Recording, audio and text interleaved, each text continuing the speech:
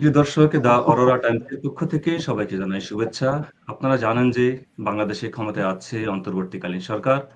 এখন চলছে নির্বাচন নিয়ে জল্পনা-কল্পনা। কবে হবে নির্বাচন? সংস্কার নামে কালক্ষেপণ। ক্ষমতা যাচ্ছে কার হাতে? চলছে নানা হিসাব-নিকাশ, বদলে যাচ্ছে রাজনৈতিক মেরুকরণ। এসব বিষয় নিয়ে আজকে হবে চুলচেরা বিশ্লেষণ। দ্য অরোরা টাইমস আয়োজিত talk show road march to ডেমোক্রেসির আজকের আলোচনার বিষয় রাজনৈতিক অস্থিরতা ও নিরাপত্তা হুমকি। আজকে আমাদের সঙ্গে অতিথি আছেন বাংলাদেশ জাতীয়তাবাদী দল বিএনপির ভাইস চেয়ারম্যান শামসুজ্জামান দুদু, বিএনপি চেয়ারপারসনের উপদেষ্টা ও ঢাকা সাংবাদিক ইউনিয়নের সাবেক সভাপতি কবি আব্দুল হাই শিকদার। আরো আছেন নিরাপত্তা বিশ্লেষক লেফটেন্যান্ট জেনারেল অবসরপ্রাপ্ত চৌধুরী হাসান সারোয়ার দিবির প্রতীক ও এলডিপির presidium member doctor Neyamul Bashir. আজকের অনুষ্ঠানে উপস্থাপনায় আছি আমি সাখাওয়াত মুকুল।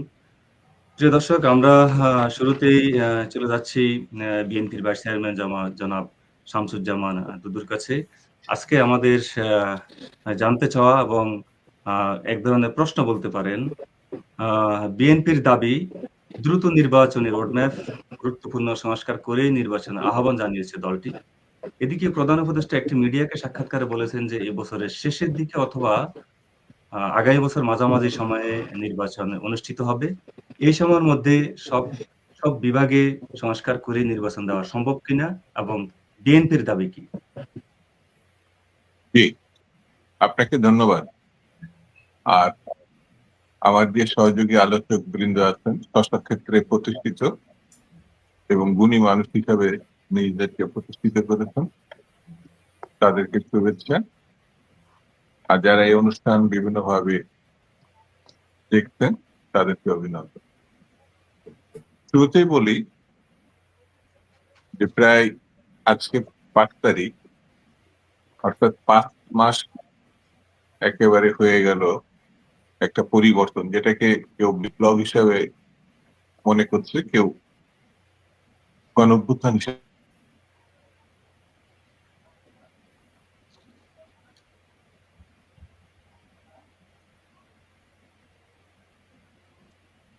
মাঝে মধ্যে জেলে গেছে, নির্যাতনের মুখোমুখি হয়েছে। এখানে যারা আছেন সবাই কম বেশি নির্যাতিত।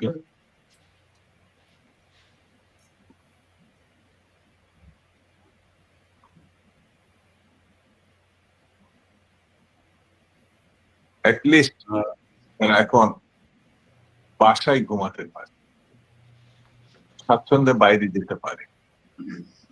এই জিনিসটা অন্তত তারা এই পরিবর্তনের মধ্য দিয়ে পেয়েছে। সেই কারণে যারা রক্ত দিয়ে এই পরিবর্তনের ভূমিকারী বিগত 18 বছর ধরে, বিশেষত তাদের সকলকে, এবং শেষ 1 মাসে যারা বুক চেঁচিয়ে বুলেট নিয়েছে, মৃত্যুকে আলিঙ্গন করেছে, তাদের প্রতি শ্রদ্ধা, সহমর্মিতা এবং আল্লাহর কাছে প্রার্থনা, আল্লাহ তাদের বেশ নেতৃত্ব। আর অসংখ্য হাজারে হাজারে মানুষ আহত হয়েছে, যারা এখনো হাসপাতালে আছে, বাড়িতে আছে, তাদের প্রতি সহানুভূতি। আজকে আমাদের দাবি নাই, বিএনপির দাবি না, এটা সকল রাজনৈতিক এবং গণতন্ত্র প্রিয় মানুষের ইচ্ছা, দাবি, যেভাবে বলেন গত 18 বছর ধরে বলে এসছে, একটি ভালো নির্বাচন। অর্থাৎ দেশের মানুষ যেন সহজে তার পছন্দের প্রার্থীকে পক্ষে ভোট দিতে পারে এবং তা নির্বাচিত করতে পারে। এই কাজটি গত 3টি না 4টি নির্বাচনে আমি বলবো। এখানে তারা দিবা আছেন ভিতরের কথা, কিন্তু তিনি আমার থেকে একেবারে ভিতরে বসে তিনি জানতেন। আর যেহেতু জানতেন, সেই জন্য 100 রসায়নালও তিনি পড়ে দীর্ঘ সময় তাকে জেলে আবদ্ধ থাকতেন। ওনারা তো অনেক মামলা হামলার শিকার হয়েছে। সেই ভোটটি এদেশের মানুষ দিতে পারে না। 71-এর মুক্তিযুদ্ধটাই হয়েছিল মানুষের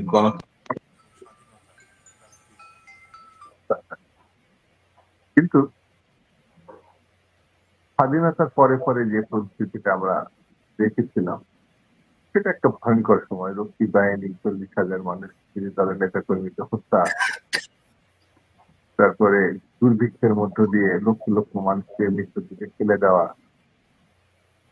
দম্ভ করা, লাল ঘোড়া দাবড়াই দিব, এই যে দম্ভ, বিরোধী দলকে গঠনে মুক্তি তুলে দুধ বেড়ায় একদল করা, স্বাভাবিক কারণে এই সময় পেরিয়ে আমরা শেষ 18 বছরে যা দেখেছি, বাপকা বেটির নির্মমতা, শেষ 1 মাসে তিনি যে হত্যাকাণ্ড করেছেন, 18 বছরকে তিনি মিলান করে দিয়েছেন হত্যাকাণ্ড, মানে ভয়ঙ্কর একটা সময় পেরিয়েছে। এই সব কিছুই তো মানুষের অধিকার প্রতিষ্ঠার জন্য, গণতন্ত্রের লক্ষ্যে স্বাধীনতাকে সুসংগত করা, সার্বভৌমত্বকে সুসংগত করা, সেই জায়গাটা আমার কাছে মনে হয়েছে। এখন সেই 5 মাসও আশ্বাস পেয়েছে এই বছরের শেষ, অর্থাৎ সে যে বছরটা শেষ হয়ে গেল, অর্থাৎ 25টার শেষ, আগামী বছরের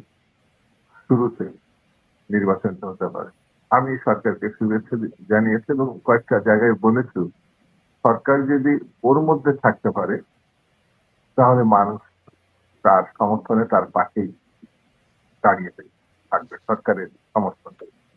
আর যদি কথা নড়চড় হয় তাহলে এটা ভালো চোখে দেশবাসী দেখবে, অথবা গণঅভ্যুত্থানকে অসম্মানিত করা হবে বলে আমার কাছে মনে হয়। সেই জন্য এক ধরনের আস্থা অনাস্থার একটা ব্যাপার দোলাচলে জাতি এগিয়ে যাচ্ছে।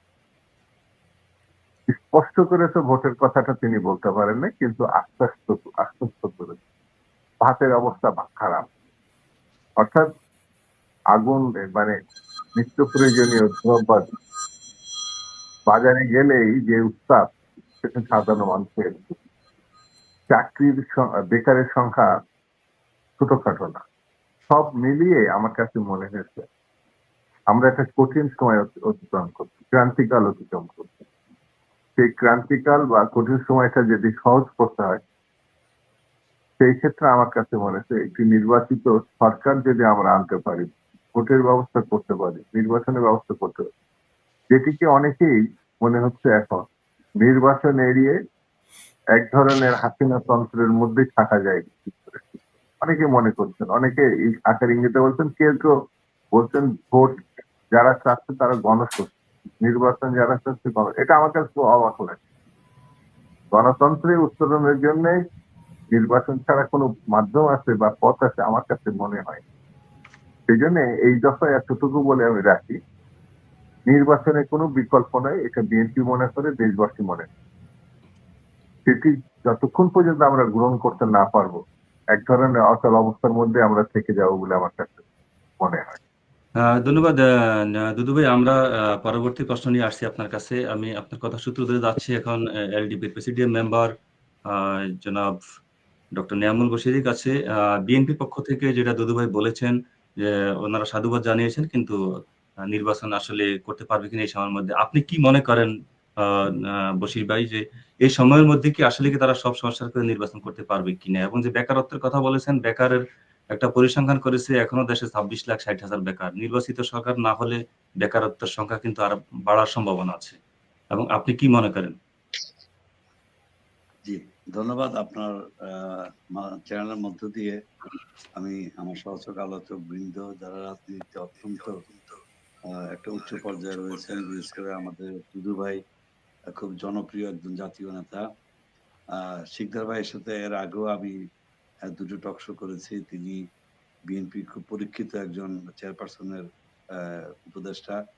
আমাদের জেনারেল সারওয়ার্দী ভাই তো এমন একজন মিলিটারি ইন্টেলিজেন্ট বা হাই অফিসিয়াল, যিনি শুধু গণতন্ত্রের কথা বলতে গিয়ে, শুধু প্যারিস কনভেনশনের কথা পতিত সরকার প্রধানকে বলতে গিয়ে ভদ্রলোককে ফোর্স রিটায়ারমেন্টে যেতে হয়েছে, বিনা কারণে জেলে যেতে হয়েছে মামলা ছাড়া।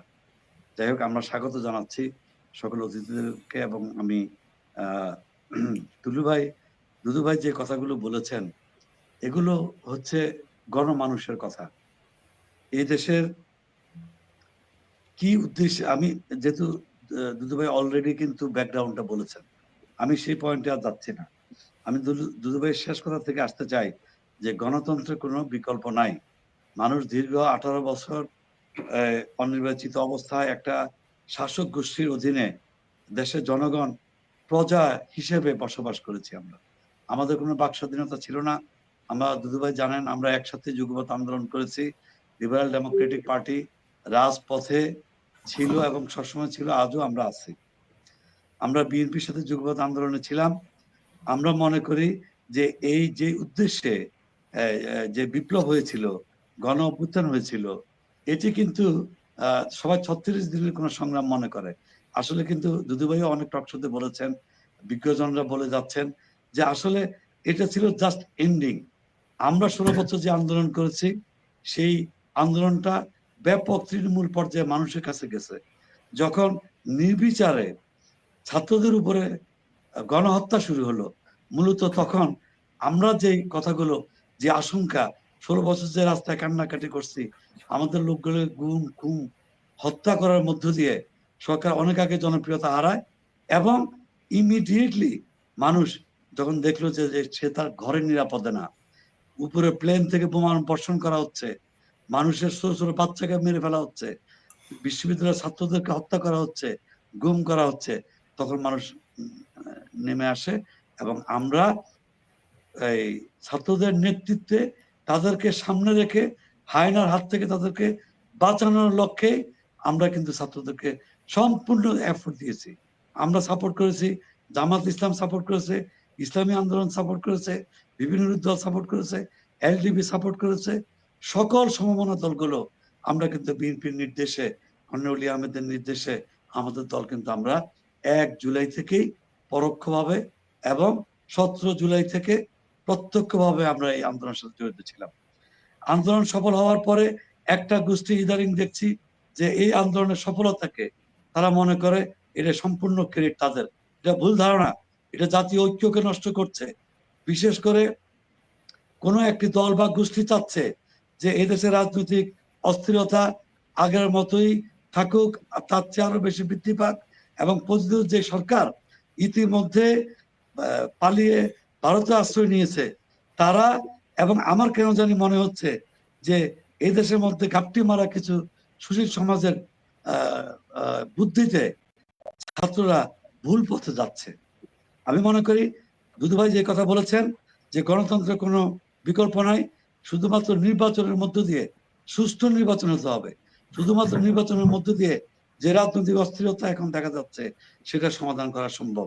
1, 2, একটি নির্বাচিত সরকার ক্ষমতা গ্রহণ করলে স্বাভাবিকভাবে ওই নির্বাচিত দলের তৃণমূল থেকে জাতীয় পর্যায় পর্যন্ত তাদের সমস্ত জায়গায় লোকজন আছে এবং একটি গণতান্ত্রিক সরকার সফলতার মূল জিনিস হচ্ছে যে জনগণকে কনফিডেন্সে রাখা, ভোটারদেরকে কনফিডেন্সে রাখা।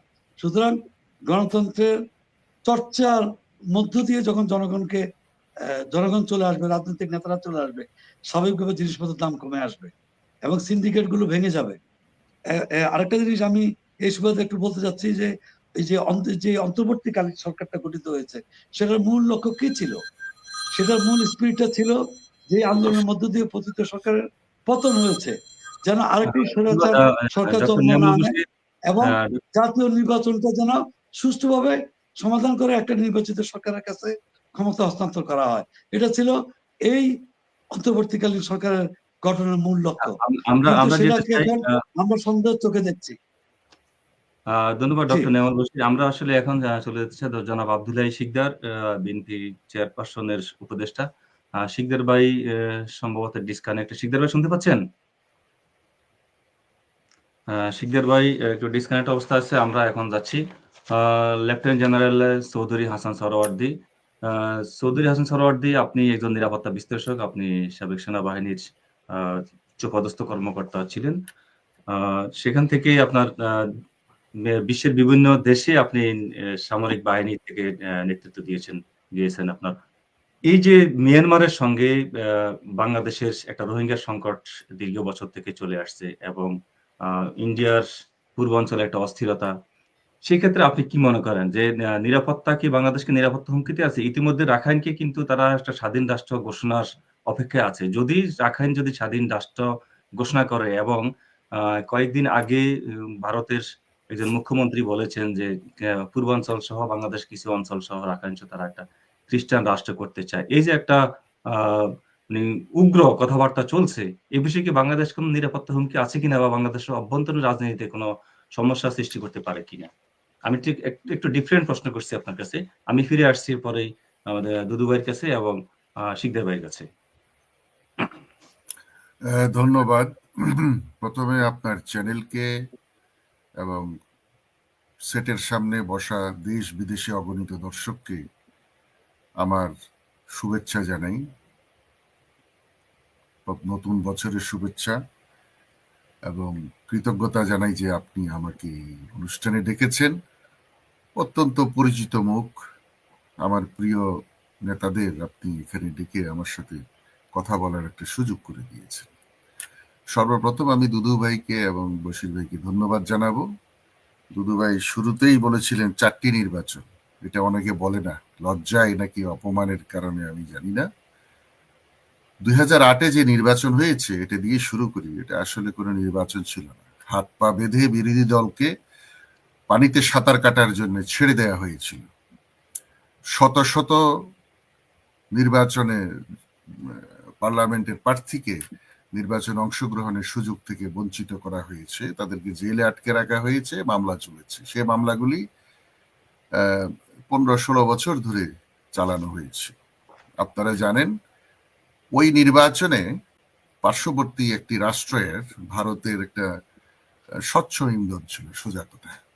এটা আমি উদ্ঘাটনের জন্য আমার অবসরের পরে অবসরপ্রাপ্ত ভারতের প্রেসিডেন্ট ডক্টর প্রণব মুখার্জির সাথে সাক্ষাৎ করি এবং অনুরোধ করি যে এই বিষয়ে যে 2008-এ উনি কেন জেনারেল মঈন আহমেদকে সাহায্য করে এই ধরনের একটা নির্বাচন করার পথ করে দিলেন।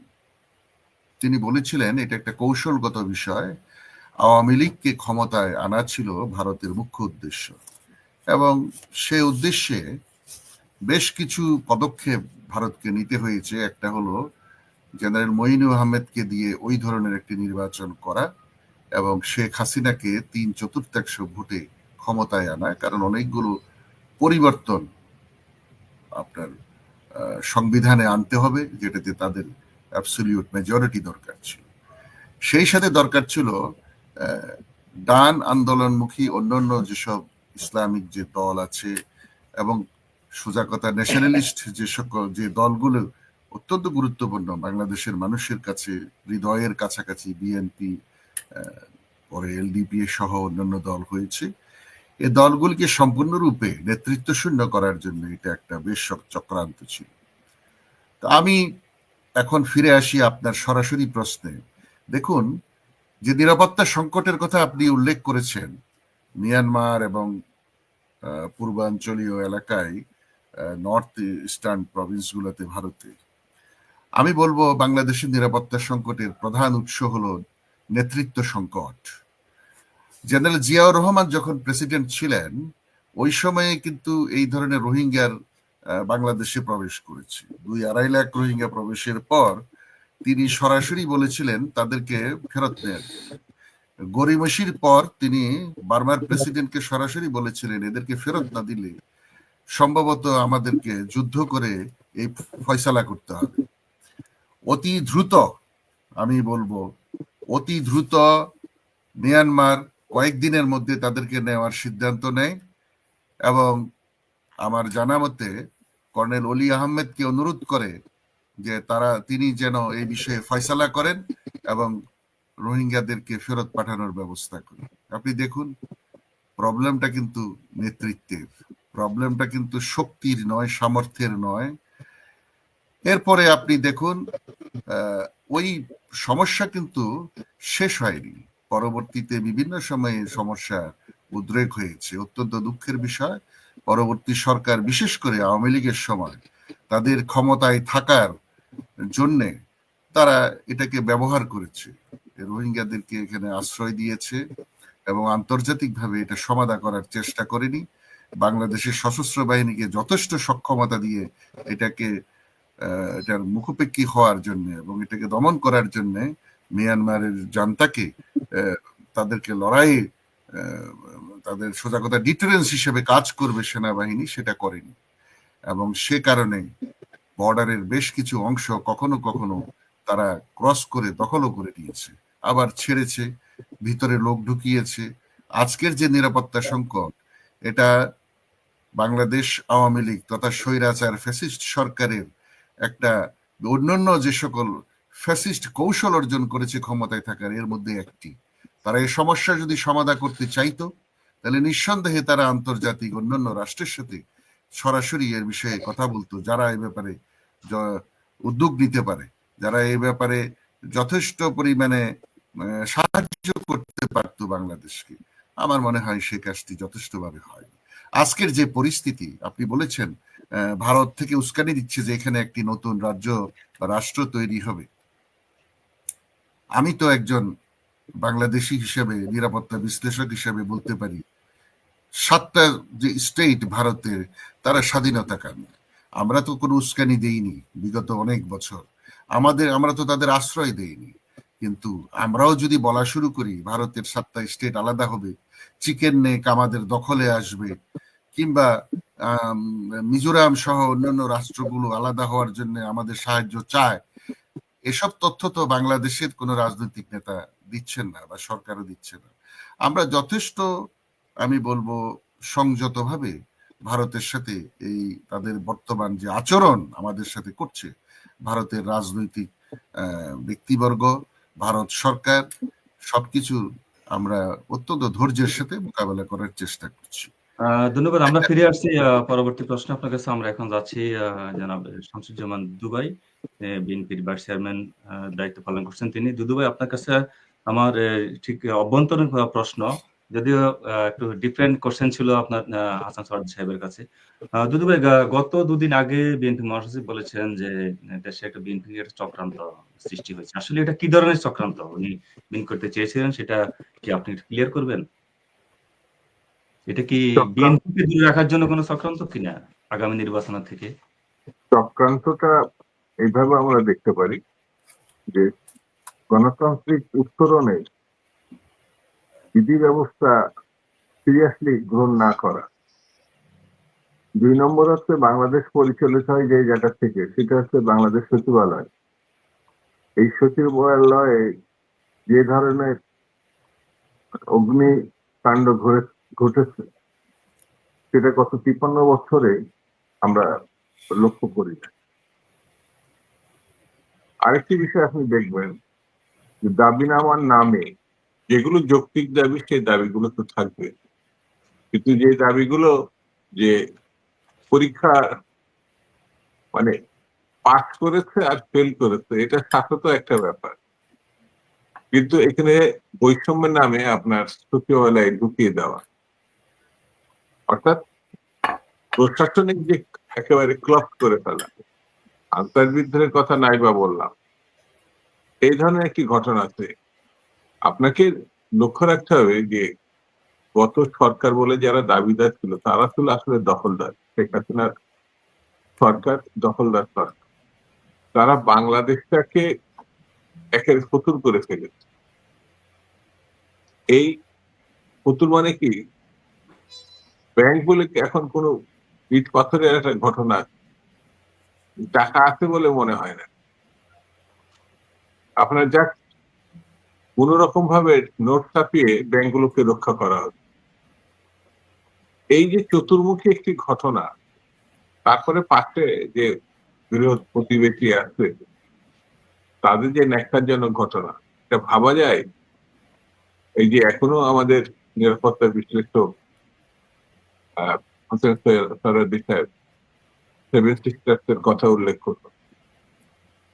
সেভেন সিস্টার্সের আমাদের কোনো সহায়তায় আমরা করি না, কিন্তু সাংবিধানিক ভাবে একটা স্পষ্ট করে বলা আছে, দেশে দেশে মুক্তি সংগ্রামকে আমরা সমর্থন করবে বাংলাদেশ।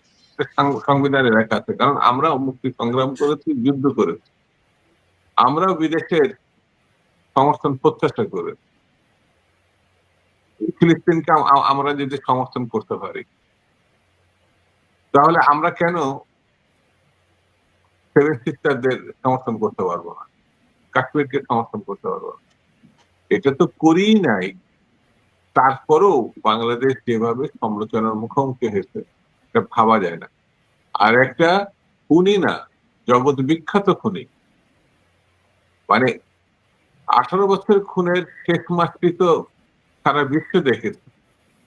মারতে মারতে আপনার চলে যাচ্ছে, যেখানে শিশুর সংখ্যায় 36 জন। পৃথিবীর এরকম নির্দয় নির্বিচারে কোন শাসক কখনো আমরা লক্ষ্য করি না। এরা পার্শ্ববর্তী দেশে, যেটা গণতন্ত্রের মুখোশধারী দেশ বলে আমার কাছে মনে হয়, যেটা একেবারেই আগে ভারত বলা হতো, এখন আমার মনে হয়, জানি না মানুষ কিভাবে রয়ে, কিন্তু আমার কাছে মনে হয়েছে এটা হিন্দুস্থান। যেমন পাকিস্তান মুসলিমদের দেশ, ওটা এ ধরনের হিন্দুদের দেশ, ওরা দাবু করে। তো কোন সাম্প্রদায়িক ভিত্তিক দেশকে গণতান্ত্রিক দেশ বলা খুব কঠিন। ভারত এখন সেই অবস্থায় নেই। সেই খুনিকে আপনার তারা কোলে করে বসে রয়েছে, ভাবা যায় না তো। তারা আবার আমার সেনাবাহিনীকে দোষারোপ করছে ভারত তাদের মানে শেখ হাসিনাকে নিয়ে যায় না, বা তার ওখানে যাওয়াটা বাংলাদেশের সেনাবাহিনী পৌঁছাই দিচ্ছে। সেনাবাহিনীকে জিজ্ঞাসা করার দরকার, মানে ভারত বলছে যে এই দায়িত্ব সেনাবাহিনী নেবে। আমার কাছে মনে হয়েছে এই সেনাবাহিনী নিয়ে যাক, কে নিজে যাক, অনুমতিটা কে দিয়েছে? ভারত দিয়েছে। তার বিনা অনুমতিতে তো সেখানে যায় নাই সে, তাকে তো রিসিভ করেছে ভারতীয় কর্মকর্তারা। একটা খুনিকে কি করে ভারতীয় কর্মকর্তা রিসিভ করে? মিস্টার মোদি কতবার দেখা করতে এটা প্রকাশ্যে আসে নাই, কিন্তু অপ্রকাশ্যে তো অনেক ঘটনায় থাকতে পারে। সেই দেশটি আমার প্রিয় প্রতিবেশী দেশ, যারা শুরুতে, এখন একটু লজ্জা টজ্জা পাচ্ছে, সাবেক প্রধানমন্ত্রী বলেনি, শুরুতে তারা বাংলাদেশের প্রধানমন্ত্রী বলেই তারা ইয়েস।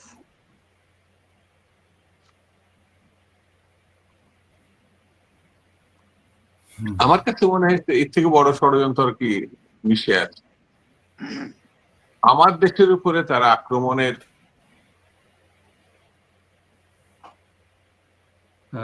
ধন্যবাদ দুদু ভাই। আপনার নেটওয়ার্কে একটু জটিলতার কারণে দুদু ভাইয়ের কথা আটকে যাচ্ছে। প্রিয় দর্শক, আমরা দুদু ভাইয়ের কাছে ব্যাখ্যা করতে আমরা দুদু না, ভাই আমি নেটওয়ার্কে জটিলতার কারণে একটু আটকা পড়ছে সম্ভবত। আমরা কিছুক্ষণের মধ্যে দুদু ভাইয়ের কাছে ফিরে আসতেছি। আমরা এখন যাচ্ছি বিএনপি চেয়ারপারসনের উপদেষ্টা, ঢাকা সাংবাদিক ইউনিয়নের সাবেক সভাপতি, সাংবাদিক নেতা, কবি আব্দুল হাই শিকদারের কাছে। আব্দুল হাই শিকদারের কাছে আমার প্রশ্ন, আসলে যে দেশের বর্তমান প্রেক্ষাপট, আপনার দেশে থেকেই সবকিছু ভালো দেখতেছেন। আমরা বাংলাদেশ থেকে 12,500 কিলোমিটার দূরে থেকে দিন রাতের পার্থক্য একটা দেশে থেকে আসলে সেই সবকিছু আমরা বুঝতে সক্ষম হচ্ছি না, যার কারণে অনেক কিছু নিয়েই বিদেশের যারা বসবাস করে তারা এই সামাজিক যোগাযোগ মাধ্যম অথবা টেলিভিশন টকশোর মাধ্যমে তথ্যপত্র জেনে থাকে। শিকদার ভাই, কিছুদিন থেকে দেখা যাচ্ছে যে বিএনপি এবং জামাতের একটা দোটানা বক্তব্য আসছে নেতাদের মধ্য থেকে। আপনি কি মনে করেন, এবং কয়েকদিন আগে দেখলাম বিএনপির সিনিয়র যুগ্ম মহাসচিবও একটা বক্তব্য দিয়েছেন, আপনি কি মনে করেন যে বিএনপির দোটানার এবং জামাত বিএনপির দোটানার মধ্যেই কোন ধরনের ষড়যন্ত্র আছে কিনা, বা জামাত কি চাচ্ছে কিনা যে কোনো ষড়যন্ত্র করে বিএনপিকে নির্বাচন থেকে দূরে রাখার কোনো কৌশল নিচ্ছে কিনা? যদি এমনটা হয়ে থাকে, বিএনপি কিভাবে মোকাবেলা করবে আগামী নির্বাচন? কঠিন কোশ্চেন, এটা খুব অনুমান নির্ভর কথা বলতে হবে। তবে আমার বক্তব্য শুরুর আগে আপনাকে ধন্যবাদ জানাতেছি সাখাওয়াত মুকুল, আপনি আমাকে এখানে আহ্বান করেছেন কথা বলার জন্য। আর এখানে আমি তো দুদুবের সাথে তো আমাদের ধরেন প্রায় মাঝে মাঝে প্রতিদিনই দেখা হয়। নিয়ামুল বাশির ভাইয়ের সাথে 2-1 বার দেখা হয়েছে, কিন্তু জেনারেল চৌধুরী হাসান সরোয়ারদের সাথে জীবনে প্রথম মুখোমুখি। এটা একটা বেশ মজা লাগতেছে আমার। তো যাই হোক, আমি আপনাকে যেটা বলবো যে কবিদের কথায় একটা কথা আছে যে নদী হারায় স্রোত চলিতে না পারে, সহস্র শৈবাল দল বাঁধে আসি তারে। তো বাংলাদেশের এত বড় একটা পরিবর্তনের পরে যে সরকারটাকে আমরা বসালাম, সেই সরকারকে দেখে মনে হচ্ছে যে তারা আসলে রাষ্ট্র কি, দেশ কিভাবে চলতে পারে, রাজনীতিবিদ কারে কয়, মানে কিভাবে কি করতে হবে না করতে হবে, এলোমেলো অবস্থা, অপরিকল্পিত ভাবে ক্ষমতা হাতে নেওয়ার ফলে যা যা হতে পারে। ওই যে সরওয়ার্দী ভাই আসেন, ভালো বলতে পারবেন যে সেনাবাহিনী যখন কোনো অ্যাকশনে যায়, তার আগে সে পুরো অগ্র পশ্চাৎ, সামনে পেছনে, ডাইনে বায়ে, ঊর্ধ্বে নিম্নে এবং যত রকমের দূরবর্তী হতে পারে প্রতিক্রিয়াগুলোকে স্টাডি করে, স্টাডি করে তারপরে ডিসিশন নেয়। আপনি জানেন যে আমি একজন মোটামুটি ভালো মুক্তিযোদ্ধা ছিলাম। তো মুক্তিযুদ্ধে আমার তখন বয়স মাত্র 19.5 বছর। তো সেই মুক্তিযুদ্ধে যখন অংশগ্রহণ করি তখন আমাদের যে প্লাটুন কমান্ডার থাকতেন বা কোম্পানি কমান্ডার বলা হতো আমাদেরকে, তো কোম্পানি কমান্ডার আমাদের সাথে কোনো একটা অপারেশনে যাওয়ার আগে আমরা মূলত যে অপারেশনগুলো করতে সেটা ছিল ব্রিজ উড়াই দেওয়া, ধরুন ঝটিকা আক্রমণ করে কোনো মানে পাওয়ার হাউস উড়াই দেওয়া বা কোনো টেলিফোন পোস্ট অফিসে বা ডাক্তার, মানে এই সমস্ত ধরনের কাজগুলো আমরা করতাম আর কি। তো এই কাজগুলো করার আগে আমরা প্রায় 15 দিন ধরে এটা নানাভাবে এটাকে পর্যালোচনা করা হতো। ভিখারির বেশে, সবজি বিক্রেতার বেশে আমাদের লোকেরা ঘুরে ঘুরে শহরে ঘুরে বেড়াতো এবং এগুলোকে পয়েন্ট আউট করতে যে কিভাবে কোন দিক থেকে কি করলে আমরা আবার নিরাপদে ব্যাক করতে পারবো। অর্থাৎ ওই যে সামনে পিছনে অগ্রপশ্চাৎ ভাবাটা, এটা যুদ্ধের একটা অসাধারণ বড় কৌশল। গোয়ারের মতো যুদ্ধ করা যায় না। যুদ্ধ হলো মাথার কাজ, যদিও বন্দুক কাজটা করে, কিন্তু মূলত এটা মাথার কাজ। তো সেইখান থেকে আমি বলবো যে আমাদের এই সরকার সম্পূর্ণ অপরিকল্পিত ভাবে ক্ষমতা হাতে নিয়েছে। তাদের কোনো আইডিয়া নেই যে তারা কি চায় আসলে। একজন উপদেশের সাথে আরেকজন উপদেশের কথা মেলে না, একজনের বক্তব্যের সাথে আরেকজনের বক্তব্য মেলে না, একজনের ডিফার করে, একজনের চাকরি যায়, একজনের প্রমোশন হয়, একজনের আরেক দপ্তর থেকে দপ্তরে চেঞ্জ হয়, একটা হজবরল অবস্থা। লক্ষ্যহীন উদ্দেশ্যহীন পথ চলার যে পরিণাম সেটা আমরা এখন ভোগ করতেছি। 5 মাসের মধ্যে এত বড় একটা আত্মত্যাগ, এত বড় একটা 15-16টা বছর বাংলাদেশের মানুষ অবর্ণনীয় নির্যাতন সহ্য করেছে। এহেন কোনো জুলুম নেই যে বাংলাদেশের উপর চাপিয়ে দেওয়া হয়নি। ভারতের নির্দেশে, ভারতের প্রত্যক্ষ তত্ত্বাবধানে, ভারত যে by the Bharat, of the Bharat, for the Bharat, এরকম একটা প্রক্রিয়ার ভেতর দিয়ে আমরা পরিচালিত। আসলে দেশটা স্বাধীন ছিল না। 7ই নভেম্বরের পরাজিত শত্রুরা মইনুল ফখরুদ্দিন আহমদের মাধ্যমে বাংলাদেশ দখল করেছিল। এটা ছিল ইন্ডিয়ান প্রজেক্ট। এখন ইন্ডিয়া তোর ঘরে বসে নেই, বিপ্লব হয়ে গেছে, তারা চর থাপড় যে কোটা খাওয়ার খেয়ে বাড়ি ফিরে গেছে, কিন্তু তাদের দালাল, তাদের দোসর, তাদের অপকর্মের নানান সহযোগীরা তারা তো ছড়িয়ে ছিটিয়েছে সারা দেশে। আমাদের সংস্কৃতি মন্ত্রণালয় থেকে শুরু করে যত মন্ত্রণালয় আছে, হাজার হাজার আওয়ামী দুষ্কৃতকারী এখনো রয়ে গেল, একটাকেও চেঞ্জ করা হয়নি। 2-একটা মাথা কেটে ফেলে দিয়েছে 2-একটা প্রতিষ্ঠান থেকে। আরে ভাই, বডি হলো শয়তানের দখলে, মাথাটা কেটে ফেলে দিলেন। আর মাথা কেটে দিয়ে যেগুলোকে বসানো হচ্ছে সেই মাথাগুলোর আবার অনেকগুলো হলো বিশেষ কোনো পত্র পত্রিকার লোক, আবার তারা এই পত্র পত্রিকার পেছনে আবার আছে ইন্ডিয়া। মানে আসলে আমরা কোথায় গেলাম, কোথায় যাচ্ছি, উই ডোন্ট নো। তো সেরকম ক্ষেত্রে বিএনপি জামাতের মধ্যে দুটো ডিফারেন্ট পলিটিক্যাল পার্টি, নানান ধরনের অপিনিয়ন থাকতেই পারে, যার যার পাওয়ার শেষে দেখাচ্ছে।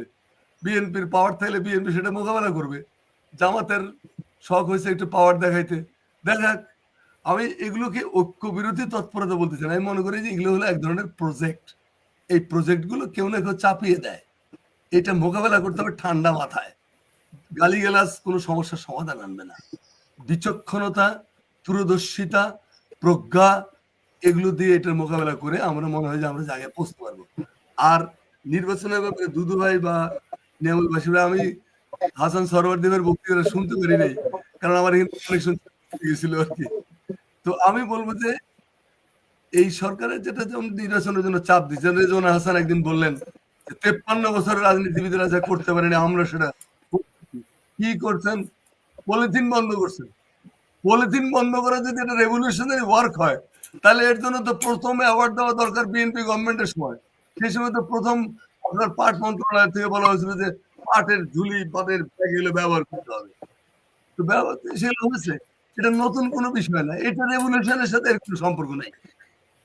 আর আপনি পলিথিন বন্ধ করলেন, বন্ধ করতে পারছেন? সারা দেশে পলিথিন চলতেছে, শুধু সুপার মলগুলোতে নাই। তো সুপার মলগুলোতে যে মেয়েরা, আজকে আমি একটা কেনাকাটা করতে গেছিলাম, তো মহিলা বলতেছে ভাই ব্যাগে জিনিসপত্র নেবো কিসে, ব্যাগ দেন। বলে যে ব্যাগ আপনাকে কিনতে হবে। কেন, আগে তো কিনি নাই। এখন আইন হচ্ছে ব্যাগ কিনতে হবে। আপনার দোকানে আর আসবো না, ব্যাগ কিনবো কেন, আগে তো দিতে নেই। অর্থাৎ কোনো বিকল্প ব্যবস্থা না করে পাগলের মতো, হঠকারিতার মতো একটা কাণ্ড করে ফেলেছে। এটা একটা regulation. Is it revolution? Revolution কি কোনো পিকনিক পার্টি? রেভলিউশন তো কোনো ডিনার টেবিলও না। রেভলিউশন হলো একটা বিরাজমান সমাজ, একটা বিরাজমান ব্যবস্থাপনাকে অত্যন্ত জোরের সঙ্গে বল প্রয়োগ করে, শক্তি প্রয়োগ করে এটাকে উৎখাত করা, উৎখাত করে সেটাকে ধ্বংস করে নতুন গাছের বীজ রোপণ করা। এটা মাও সত্যি ডায়লগ, আমার ডায়লগ না। তো সেইটা কি আমরা করতে পেরেছি?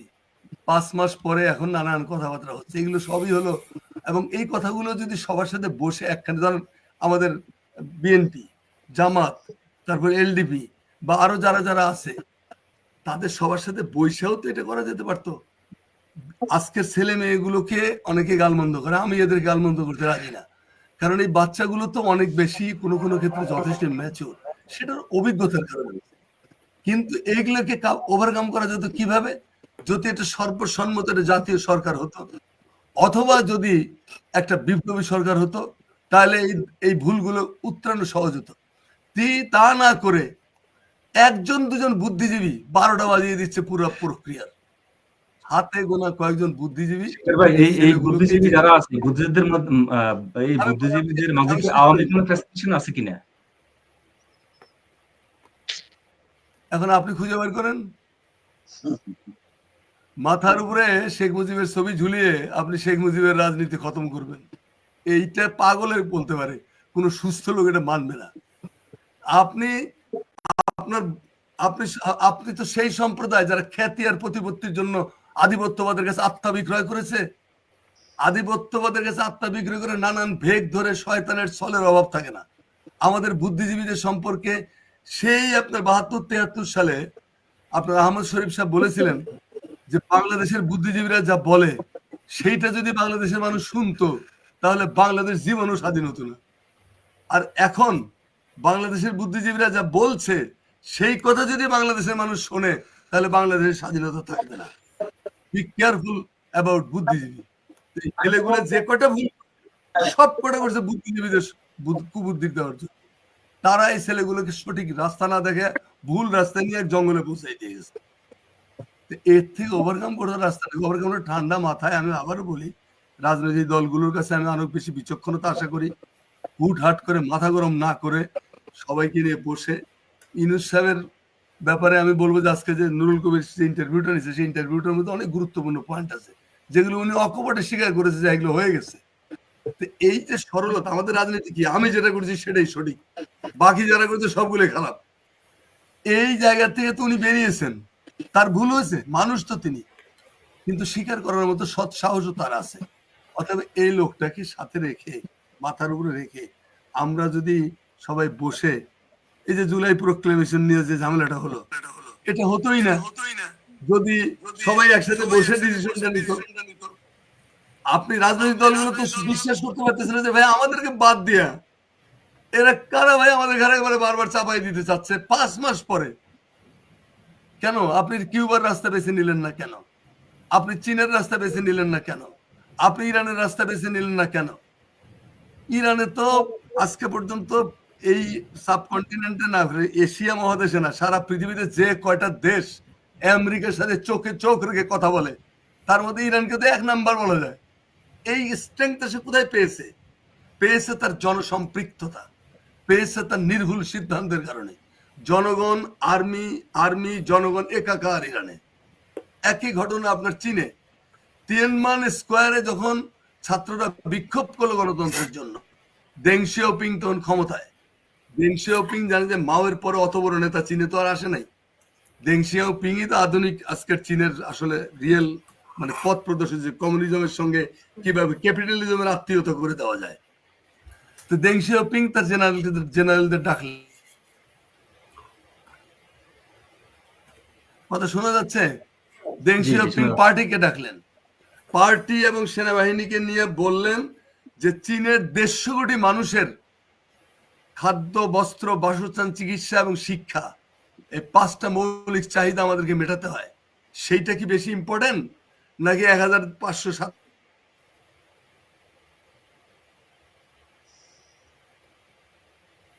বললেন যে অবস্থানের স্বার্থ এখানে দেখতে হবে আমাদের, ইউরোপিয়ান ডেমোক্রেসি আমাদের এখানে চলবে না। তারা কি বললেন? পার্টিও তাই বললো, তারপরে দেং শিয়াওপিং সিদ্ধান্ত নিলেন ক্রাশ দেন। এইটা হলো নিষ্ঠুর হতে বলবেন আপনি, কিন্তু এছাড়া চীনকে বাঁচানোর কি রাস্তা ছিল? আপনি এখন পর্যন্ত বিচারের নামে কি করতেছেন? আওয়ামী লীগের কয়টা নেতারে ধরছেন আপনি? 700-800 নেতা ক্যান্টনমেন্টে ছিল, ক্যান্টনমেন্টে ছিল। এই যে পার করে একটু দিছে নেটওয়ার্কের জটিলতা, আব্দুল্লাহ শিকদার ভাই, কে করে আপনার দিছে? কথায় আমাদের একটু কেটে যাচ্ছে নেটওয়ার্কের হয় আমরা জটিলতায়। নয় সেনাবাহিনী আহ, করেছে, না হলে পুলিশ করেছে, তাহলে তো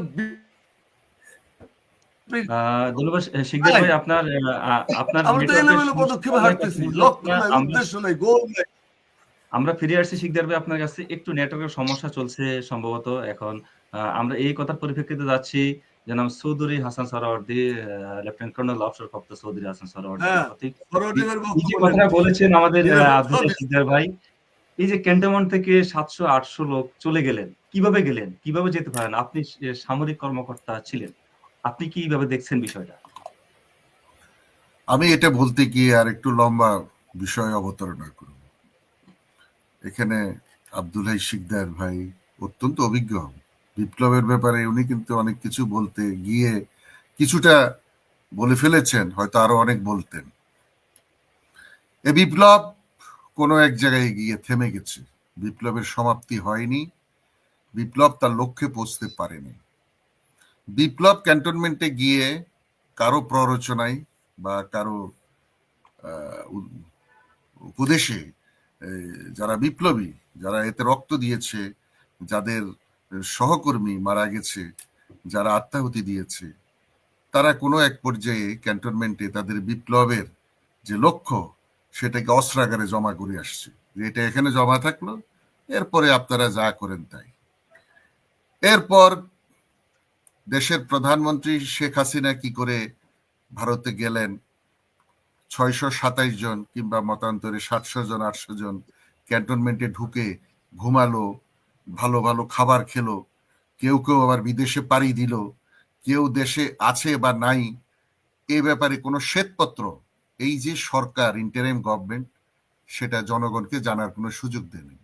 একটা সরকার যখন এই ধরনের বিপ্লবের পরে আসে, সে জনগণকে জানাতে দেওয়া উচিত যে মৌলিক বিষয়গুলি, যেমন প্রথমত হলো উপদেষ্টাদের নিয়োগ কিভাবে হলো, কারা করলো, কোত্থেকে আসলো, এবং দ্বিতীয়ত এই যে স্বৈরাচার সরকারের, ফ্যাসিস্ট সরকারের খুনি অত্যাচারীরা কিভাবে ক্যান্টনমেন্টে আশ্রয় নিয়ে পালিয়ে গেল, এই বিষয়গুলি তো সম্পূর্ণরূপে জনগণের অজানা রয়ে গেল।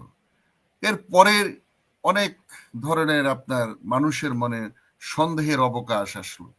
আপনি দেখেন কর্নেল ফারুক খান মাত্র এই গত 2 মাস আগে, 1.5 মাস আগে উনি ধরা পড়েছেন, উনি কিন্তু ক্যান্টনমেন্টে ছিলেন। এরকম অনেক ব্যক্তি ক্যান্টনমেন্টের হাসপাতালে, ক্যান্টনমেন্টের বিল্ডিং এ, ক্যান্টনমেন্টের বিভিন্ন বাসায় আশ্রয় নিয়ে থেকেছে। দেখেন একজন লেফটেন্যান্ট জেনারেল, বলা হলো যে তাকে অন্যায়ের কারণে চাকরিচ্যুত করে অ্যারেস্ট করা হয়েছে, তিনি বাসায় ঘুমাচ্ছিলেন, তার বাইরে গার্ড লাগানো আছে 15-20 জন, 15-20 জন লোক গার্ড দিচ্ছে। এর মধ্যে শোনা গেল যে তিনি হারিয়ে গেছেন, পালিয়ে গেছেন। আরে ভাই, মানুষকে তো বোকা বানানোর একটা মানে ইয়া আছে, আপনি তো একটা লিমিট ক্রস করতে পারেন না। একজন জেনারেল সাহেব, লেফটেন্যান্ট জেনারেল বাংলাদেশের বাসায় গার্ড অবস্থায় থাকাকালীন হারিয়ে গেছে, তার পরিবার বাসায় থাকে, তার ছেলেকে গত ডিসেম্বরে আবার কমিশন দিয়ে অফিসার বানিয়েছেন। এরকম আরো এই ধরনের অপরাধীদের পরিবারকে লালন পালন করা হচ্ছে, তাদের সন্তানদেরকে অফিসার বানানো হচ্ছে, তাদেরকে দেখাশোনা করা হচ্ছে। আমার কথা হলো এই যে মিলাপ করা, এই মিলাপ করার, এই যে দেখাশোনা করার, আদর যত্ন করার স্বৈরাচার সরকারের স্পেন্সার এবং লোকদেরকে, এটা কার নির্দেশে হচ্ছে? এটা কি সব আর্মি করছে? আর্মিকে দোষ দিয়েন না। এগুলি ওই যে বললেন বাইরে প্রশাসনে বিভিন্ন ব্যক্তি আছে, বিভিন্ন উপদেষ্টারা আছে, ভারত থেকে তাদের যারা এই সুপারিশ তবদিল করে শেখ হাসিনাকে ভারতে নিয়ে গেছে, এখন দোষ চাপায় আর্মির উপরে। এগুলা যোগসাজশে একটা জয়েন্ট ভেঞ্চার, একটা প্ল্যানিং করে এই কাজগুলো করা হয়েছে, যেটা হোয়াইট পেপার বা শ্বেতপত্র জনগণের কাছে দেয়া হয় নাই বলেই আজকে ডক্টর মোহাম্মদ ইউনূসকে বলতে হয় যে আসলে এই উপদেষ্টারা কিভাবে নিয়োগ পেয়েছে আমি ঠিক মতো জানি না, কিংবা এটা ছাত্র বিপ্লব, উনি বলতে পারতেন এটা জনগণের বিপ্লব, কিন্তু উনি সেটা সেভাবে বলতে পারেন নাই। উনি ছাত্রদের দ্বারা ইনফ্লুয়েন্সড হয়তো হয়েছেন। বিপ্লবে আহত নিহত লোকদের এদের কেন চিকিৎসা হয় না? তিনি বললেন যে ব্যুরোক্রেসি ঠিক মতো এটা ফাংশন করছে না, এটা ঠিক মতো লুক আফটার করলে হয়তো এটা হতো। দেশের জিনিসপত্রের দাম কারা করছে? উনি তো সিন্ডিকেট সম্পর্কে অত্যন্ত অবগত, এটা নিয়ন্ত্রণ ব্যাপারে ওনার কোনো কৌশল নাই। এরপরে আসেন সবচেয়ে বেদনাদায়ক হলো নিজের এবং উপদেষ্টারা কে কোত্থেকে কন্ট্রাক্ট দিয়ে কিভাবে এসে বসে গেল আমাদের মাথার উপরে, এবং এরা এক এক দিন এক এক কথা বলে। এদের কথাবার্তার টেলিভিশন আর দেখি না। আগে এক আমলে টেলিভিশন বন্ধ করে দিয়েছিলাম, তারপরে মাঝে দেখা শুরু করেছিলাম, এখন আর দেখি না, কারণ এদের কথায় এবং কাজে কোনো মিল আমরা খুঁজে পাই না। ধন্যবাদ জনাব হাসান সারাওয়ার্দী। আমি ফিরে আসছি দুদুভাই এবং শিকদার ভাইয়ের কাছে। আপনার সঙ্গে থাকবেন, কিছুক্ষণের মধ্যে ফিরে আসছি। আমার একটা প্রশ্ন আছে জনাব ডক্টর নিয়ামুল বশিরের কাছে। এই যে হাসান সারাওয়ার্দী সাহেব বলছিলেন যে আসলে উপদেষ্টারা কোথায় থেকে এসে বসেছেন, কার সাথে আলোচনা করে উপদেষ্টা করা হয়েছে এতজনকে, এবং এই যে ছাত্র আন্দোলনের বিষয় 3 জনকে বর্তমান উপদেষ্টা করা হয়েছে। এই ছাত্র আন্দোলনের নেতৃত্বে তো শুধু এই 3 জন বা এই 5 জন ছিলেন না, যারা আরো 4 জন বাইরে আছেন, তারা এখন মূল নেতৃত্ব দাবি করছে। তারা বিএনপি থেকেও 422 জনের মতো নিহত হয়েছে, বিএনপি থেকে তথ্য দিয়েছে। ছাত্র শুধু মানে যে এই বৈষম্য বিরোধী ছাত্র এরা তারা না, প্রত্যেকটা দলের, আওয়ামী লীগের সমমানার বাইরে অন্যান্য সমমানা যারা আছে প্রত্যেকটা দলের ছাত্ররা কিন্তু এই আন্দোলনে সক্রিয় অংশগ্রহণ করছে, যেটা আমরা দেখেছি। এখন এই 3 জনের নেতৃত্বে বাইরে 3 জন আছে, এরা এক ধরনের নিজেদেরকে হিরো ভাব দেখাচ্ছে, এবং এর মধ্যে কিন্তু বড় একটা অংশ ছিল বেসরকারি বিশ্ববিদ্যালয়। বেসরকারি বিশ্ববিদ্যালয়ের ছাত্ররা কিন্তু আন্দোলন করে ফিরে গেছে, কিন্তু তাদেরও তো কৃতিত্বের দাবিদার আছে, তাদের সাথে কোনো আলোচনা করা হয়েছিল না? এখানে একটা কথা পরিষ্কার করা দরকার যে যারা এখন রাজনীতির মাঠে আছে এই ছাত্রদের তরফ থেকে, এরা আমি মনে করি যে এটা বড় স্টেক হোল্ডার ছিল না। এদেরকে ডক্টর আসিফ নজরুল সাহেব প্রমোট করে সামনে নিয়ে আসছে, তার ভিন্ন একটা উদ্দেশ্য আছে সেটাকে বাস্তবায়ন করার জন্য। মূলত এদেরকে ব্যবহার করা হচ্ছে একটা কিংস পার্টি তৈরি করার জন্য। এই দেশে অকাতরে যারা প্রাণ দিয়েছেন, যে সমস্ত ছাত্র জনতা শহীদ হয়েছে, যারা আহত হয়েছে, তারা তারা কেউ কিন্তু এই বৈষম্য বিরোধী ছাত্র আন্দোলনে এখন কোনো কমিটিতে নাই। 158 জন যে সমন্বয়ক, তাদের কেউ কিন্তু শহীদ হয় নাই। এই যে বেসরকারি বিশ্ববিদ্যালয়ের ছেলেরা অকাতরে প্রাণ দিয়েছে, আমাদের দলের 3 জনকে শহীদ হয়েছে, বিএনপির প্রায় 450 জন শহীদ হয়েছে, এবং অন্যান্য দলের আরো 250 জন। তার মানে শুধু পলিটিক্যালি যারা আমরা মোবিলাইজ করছি, যারা আমরা শেখ হাসিনার পতন চেয়েছিলাম, যে এই উচিলে আমরা শেখ হাসিনাকে ছাড়বো না, আমরা তো 23 সালে তাকে নামাতে পারি নাই। এখন নিশ্চয়ই সেনাবাহিনী ছাত্রদের বুকে গুলি করবে না, এই আত্মবিশ্বাস থেকে কিন্তু আমরা রাজপথে আমাদের লোকজনকে সামনে দিয়ে আমরা কৌশলগত কারণে তাদের নেতৃত্বে আমরা কিন্তু মাঠে ছিলাম। আজকে আমার কাছে মনে হচ্ছে যে এই আমাদের যে গণ অভ্যুত্থান, যে বিপ্লব, এটা ছিনতাই হয়ে গেছে। এবং প্রধান উপদেষ্টাকে যদি এখনো যদি তিনি সঠিকভাবে না অনুধাবন করেন, তাহলে রাষ্ট্র একটা ব্যর্থ রাষ্ট্র পরিণত হবে এবং একটা প্রতি বিপ্লব হওয়ার সম্ভাবনা আছে। এবং সেই প্রতি বিপ্লব যদি হয়, তাহলে আজকে যারা হিরো তাদেরকে আমরা সম্মান করি, স্যালিউট করি, তখন কিন্তু এই সম্মান থাকবে না। প্রতি বিপ্লব কিন্তু একটা যুদ্ধ, যুদ্ধে কোনো আপনার নির্দিষ্ট কোনো ছক নাই। কে আগে হিরো ছিল, কে 1 ঘন্টা আগে হিরো ছিল, সেটাও আর ইতিহাসে থাকে না। তো সুতরাং ধন্যবাদ আমি ডক্টর নিয়ামুল বশির। আরেক মিনিট কথা বলতে চাচ্ছি, একটু কথা বলতে চাচ্ছি যে প্রধান উপদেষ্টার উচিত অবিলম্বে নির্বাচনের রোড ম্যাপ ঘোষণা করা। নির্বাচনের রোড ম্যাপ যদি ঘোষণা করা হয়, এখন যে রাজনৈতিক অস্থিরতা, ষড়যন্ত্র, এগুলো আস্তে আস্তে নিয়ন্ত্রণে আসবে। 2, ওনার ঘোষণার মধ্যে স্পষ্ট থাকতে হবে যে সেপ্টেম্বর মাসে তার নেতৃত্বে একটি তত্ত্বাবধায়ক সরকার গঠিত হবে। ওই তত্ত্বাবধায়ক সরকারের প্রধান ইউনূস সাহেব থাকবেন। তার বর্তমান যে ক্যাবিনেট, এটি সম্পূর্ণ তারা রিজাইন করবে, তারা পদত্যাগ করবে, চলে যাবে সব। ধন্যবাদ। এবং নতুন করে আমার প্রশ্ন 1 মিনিট দুদু ভাইয়ের 30 সেকেন্ড মুকুল সাহেব, নতুন যেই তত্ত্বাবধায়ক সরকারটি গঠিত হবে সেটি 11 সদস্য বিশিষ্ট হবে, যার 1 নম্বরে থাকবেন প্রফেসর ইউনূস সাহেব আর 10 জন বিএনপি সহ আমরা যারা যুগপৎ আন্দোলনে ছিলাম, ইভেন জামাতও ছিল, সকলের সাথে একটি হল রুমে একটা সারাদিন আলাপ আলোচনার ভিত্তিতে 10 জনকে নির্ধারণ করা হবে যারা নির্বাচন করবে না। এবং আমি মনে করি এটা যদি এখনই ঘোষণা হয়ে যায় তাহলে দেশ ঠান্ডা হয়ে যাবে, সঠিক পথে চলে আসবে। ধন্যবাদ। ধন্যবাদ ডক্টর নেওয়াল বশির। আমার শেষ প্রশ্ন শামসুজ্জামান দুদু ভাইয়ের কাছে। আমি এরপরে আসছি জনাব আব্দুল্লাহ শিকদার ভাই এবং ডক্টর চৌধুরী হাসান সোহরাওয়ার্দী সাহেব, আপনারা সঙ্গে থাকুন।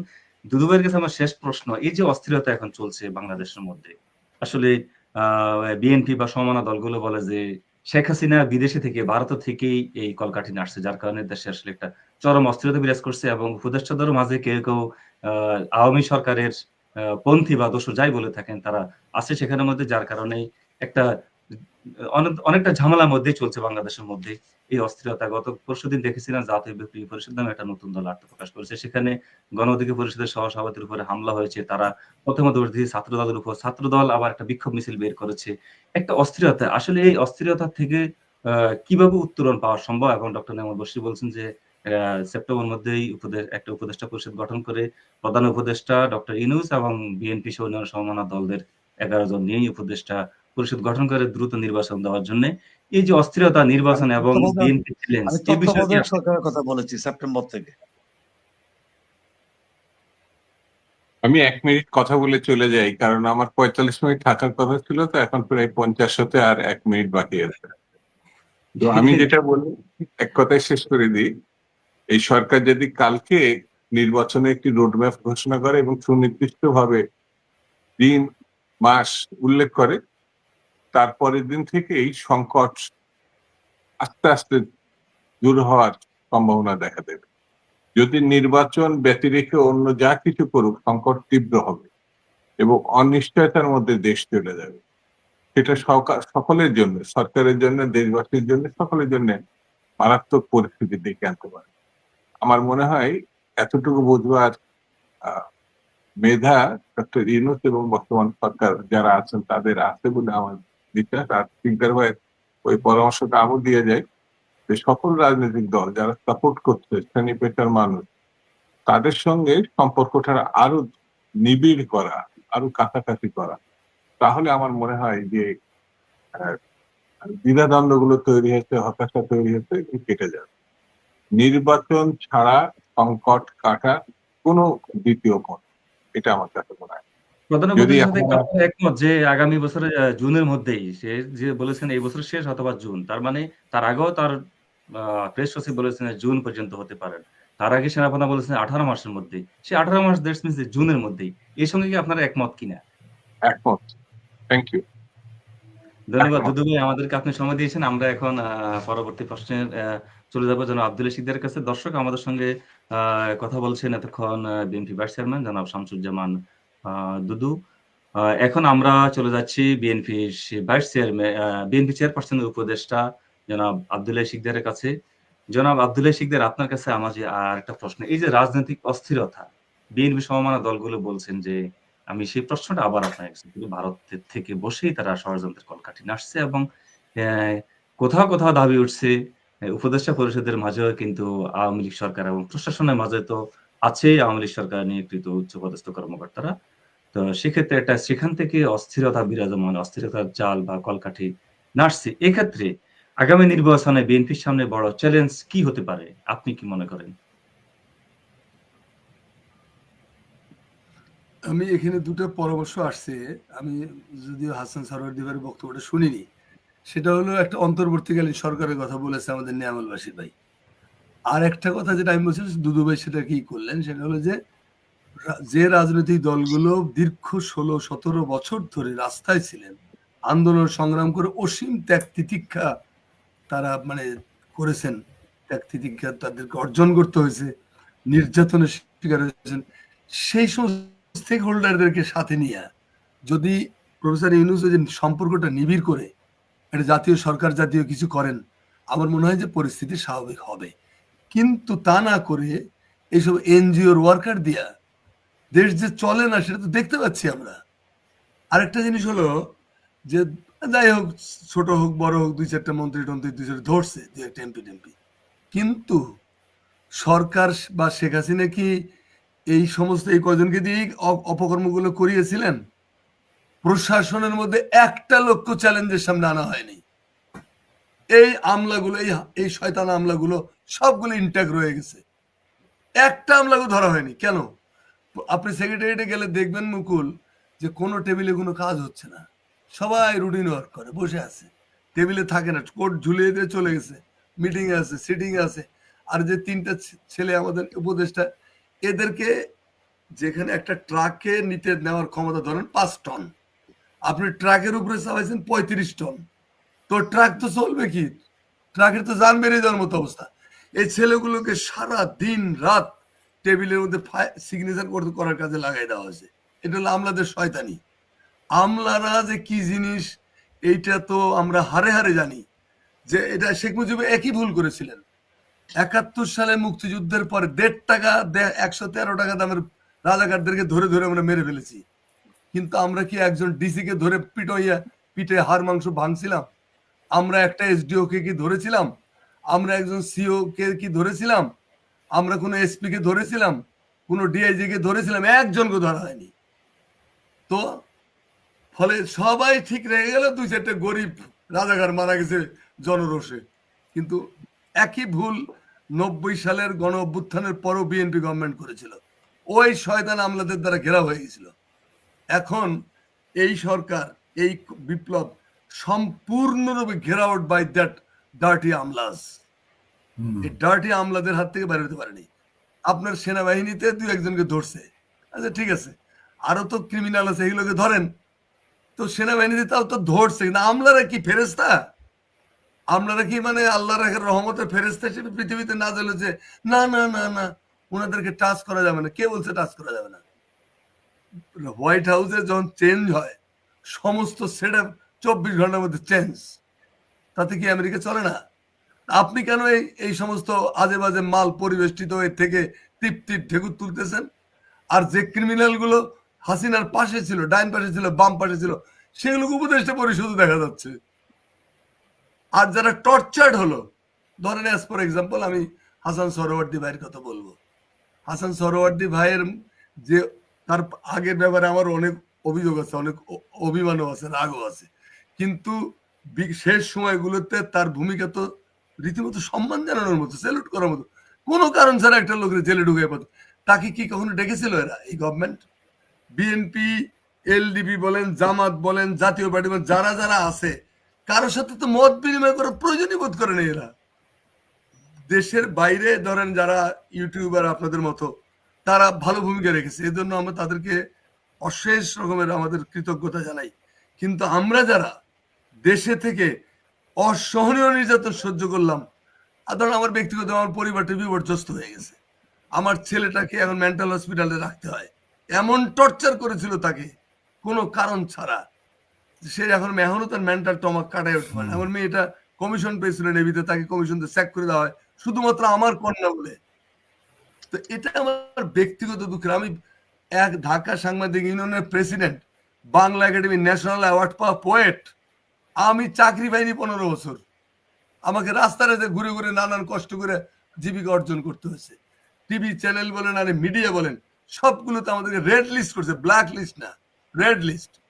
তো এই যে আমরা যারা থাকলাম, আমাকে না বলছিলাম যে শিখেছে সাধারণ মানুষ, রাস্তার কবি, আর এরকম তো আরো আছে, আমি একলা তো না। তাদের কাউকে কি এই সরকার একটা চা খাওয়ার কথা বলেছে কখনো? মিনিমাম কোনো গুরুত্ব দেয়নি। নিজেদেরকে ওনারা সুপারম্যান ভেবেছেন, যাদের কোনো অবদান নাই, যাদের কোনো ভূমিকা নাই, যারা মাঠে ছিল না, ময়দানে ছিল না, ঘরের মধ্যে বসে আরামে চিরা ভাজা খাইছে আর ভাবি সাহেব নিয়ে ঘুমাইছে। আর আমরা যারা রাস্তায় চিৎকার করে গলা ফাটিয়ে জানটা দিলাম, তারা এখন মিনিংলেস, তারা অর্থহীন অবস্থায় পৌঁছে গেছে। কেন গত 2 মাসে এই পলিটিক্যাল পার্টিগুলোর সাথে যেমন ধরনের যে গভর্নমেন্টের ভূমিকা কথা এখানে সরকারি ভাই ভালো বলতে পারবে, কারণ উনি আর্মির মানুষ, উনি জানেন যে বলা হয় যে অফেন্স হল বেস্ট ডিফেন্স। আপনি ইন্ডিয়ার মোকাবেলায় আপনার ভূমিকা হলো কাপুরুষের মতো, আপনার ভূমিকা হলো নত জানু, মিনি মিনি করে কথা বলে আমাদের পররাষ্ট্র উপদেষ্টা, মুখে চকলেট লাগালো, কথা ঠিক মুখ দিয়ে আসে না। অথচ প্রফেসর ইউনূস কিন্তু স্পষ্ট ক্লিয়ার, তার কিন্তু কোনো সমস্যা নেই। তাহলে এই সমস্ত মুরগির দোকানদারদের দিয়ে আপনি গভর্নমেন্ট সাজাইছেন, তারা চোখ তুলে কথা বলতেও জানে না, তারা দেশে কে কোথায় কি ভূমিকা রাখছে এগুলোকেও চিনে না, নিজেদেরকে বিরাট বিরাট মানে সক্রেটিসের দাদা, অ্যারিস্টটলের নাতি এগুলো মনে করে। এই সমস্ত পাগল ছাগলদের হাতে দেশ পড়লে দেশের যা হওয়ার তাই তো হয়েছে। এর থেকে বেরোনোর পথ কি? বেরোনোর পথ হলো যারা স্টেক হোল্ডার, দয়া করে প্রফেসর ইউনূসকে আমি বলবো, স্যার যথেষ্ট হয়েছে, enough is enough, take them from your cabinet, এইসব ডার্টি এলিমেন্টস গুলো, from your secretariat, from your army, from your police, এগুলো বের করে দেন, ক্লিন ইমেজের লোকগুলোকে নিয়ে আসেন। নেওয়ার আগে দয়া করে আন্দোলনের স্টেক হোল্ডার যারা ছিল, যারা নির্যাতিত হয়েছে, যারা যে সাবজেক্টের বিশেষজ্ঞ, সেই সাবজেক্টের বিশেষজ্ঞ লোকগুলোকে একখানে করেন। তাদের পরামর্শ নিলে আপনার ইজ্জত যাবে না, আপনার ইজ্জত বাড়বে। আপনি যদি মনে করেন যে না ওদের পরামর্শ নিলে আমাদের মহত্ব থাকে না, তাহলে তো আপনি অপদার্থ। কিন্তু যদি সবার পরশে পবিত্র করা একটা অনুভূতি নিয়ে, রসুল যখন যুদ্ধে যেতেন, he was a soldier, he was a সেনাপতি, সেনাবাহিনী পরিচালনা করেছেন, তিনি কি করতেন? যুদ্ধ নিয়ে চুলচেরা বিশ্লেষণ করতেন সাহাবীদের সাথে বসে, যে এই যুদ্ধে আমরা এতজন, ওরা আমরা কি করব, ওরা কি করতে পারে, সম্ভাব্য চক আউট করে প্ল্যান সাজায়। রসুল যদি তার ডিসিশনটা রসুলই নিতেন, কিন্তু পর্যালোচনা করতেন, যে কোনো ক্রাইসিস পিরিয়ডে তিনি সবাইকে ডাকতেন, দেখে পর্যালোচনা করতেন, আলোচনা করতেন। আলোচনা করার ফলে হয়তো কি সঠিক সিদ্ধান্ত তিনি নিতে পারতেন। এই যে খন্দকের যুদ্ধ, যেটাকে পরীক্ষার যুদ্ধ বলা হয়, এই যুদ্ধের পরামর্শ দিয়েছিল কে? একজন সাহাবী, যিনি পারস্যের দিকে গেছিলেন, সালমান ফার্সি। তিনি বলছিলেন যে রক্তপাতহীন ভাবেও যুদ্ধে জয়লাভ করা সম্ভব। কিভাবে? বলে এই সিস্টেম। এইটা নিয়ে সবার সাথে আলোচনা করে রসুল বলছে ইয়েস, এটা করো। কি হলো? পরীক্ষার যুদ্ধে একমাত্র যুদ্ধ, এত বড় ভিক্টোরি আসলো, এক ফোঁটা রক্ত পড়েনি। এটা না হলো কৌশল। মক্কা জয়ের সময় পৃথিবীতে যে কয়টা ভিক্টোরি জয় অসাধারণ ব্যঞ্জনাময়, তার মধ্যে মক্কা বিজয় একটা, আরেকটা হলো আমাদের বখতিয়ার খিলজির বঙ্গ বিজয়, যে বিজয়ে কোনো রক্তপাতই হয়নি। রসুল কি করেছিলেন? এই পাহাড়ের চূড়ায়, ওই পাহাড়ের চূড়ায়, সেই পাহাড়ের চূড়ায় আগুন জ্বালাই দিয়েছে। তো কুরাইশরা বা কাফেররা মনে করছে সর্বনাশ, কত লক্ষ সৈন্য নিয়ে আসছে, পাহাড়ের মাথা মাথা রান্না চলতেছে, মোরালি তাকে আপনি ডিস্ট্রয় করে দিয়েছেন। তারপরে যখন আর্মি ঢুকলো, মুসলমানরা যখন ঢুকলো, তখন তারা অলরেডি মোটামুটি অর্ধেক শেষ মানসিকভাবে। আর আমাদের মিডিয়াগুলোকে এই সরকার হাত দিচ্ছে না কেন? মিডিয়াগুলোকে আমাদের দুলাভাই লাগে নাকি আমাদের ভগ্নিপতি? শিকদার ভাই, মিডিয়া নিয়ে আপনার কাছে আমি আসছি। চিহ্নিত করা হচ্ছে না, সবকিছু করবে আর ছাত্রদের খরচা পাইয়া আপনারা আরামের ডিল, এটা তো হবে না। ছোট ছোট ছেলে মেয়েগুলোকে আর কত খাটাবেন? নিজেদের মাথাগুলোকে খাটান। মিডিয়ার ভূমিকা অত্যন্ত কাপুরুষোচিত। তারা ইন্ডিয়ান প্রোপাগান্ডার বিরুদ্ধে তাদের ভূমিকা রাখতে পারেনি, তারা খেলছে ডিফেন্সিভ। কে রে ভাই? এই যে কলকাতার একটা চ্যানেল বাংলা বাজার, এটা ইউটিউব চ্যানেলের অনিকেত চট্টোপাধ্যায় কালকে মারাত্মক সুন্দর একটা প্রোগ্রাম করেছে। বলছে যে বাংলাদেশের এক চিন্ময় মহা ব্রহ্মচারী, যে একটা চরিত্রহীন লম্পট হিসেবে চিহ্নিত, যাকে ইস্কন থেকে গেট আউট করে দেওয়া হয়েছে, বের করে দেওয়া হয়েছে, যার বিরুদ্ধে শিশু এবং নারী নির্যাতনের অভিযোগ আছে, সেরকম একটা লোকের জন্য ভারতের কান্দাঘাটি দিকে মনে হয় যে একেবারে মানে ভূমিকম্প হয়ে গেছে ওখানে। কেন?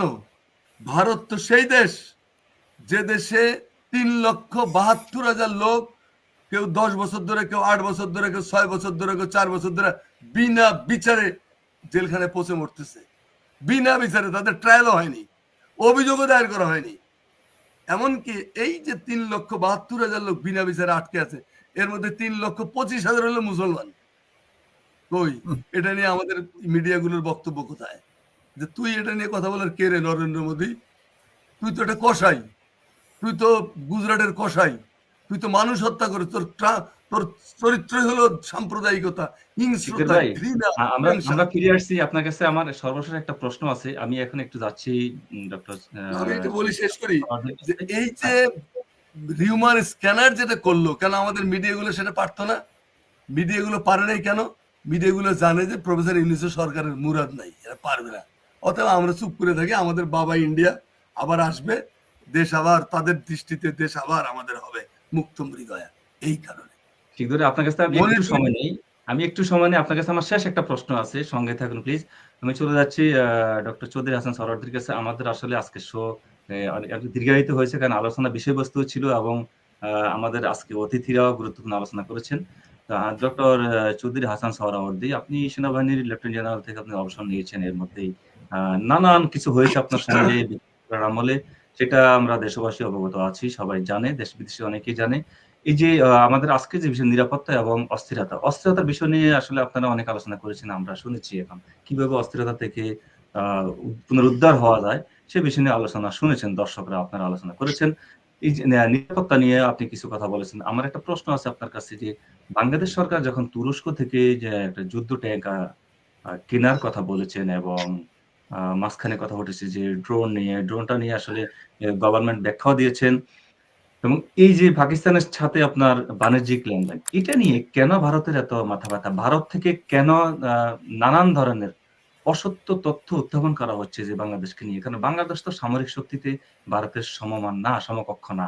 সেক্ষেত্রে ভারত কেন এত মাথা ব্যথা? ভারতের একজন পররাষ্ট্র মন্ত্রণালয়ের একজন মুখপাত্র এ নিয়ে বিবৃতি দিয়েছেন, সাংবাদিকদের প্রশ্নের উত্তরে তিনি বলেছেন যে এই বিষয়টা নিয়ে অবশ্যই তারা ভাবতেছে, তারা একেবারে অনুবীক্ষণ যন্ত্র দিয়ে তারা দেখতেছে। কেন তাদের এই তৎপরতাটা বাংলাদেশ নিয়ে?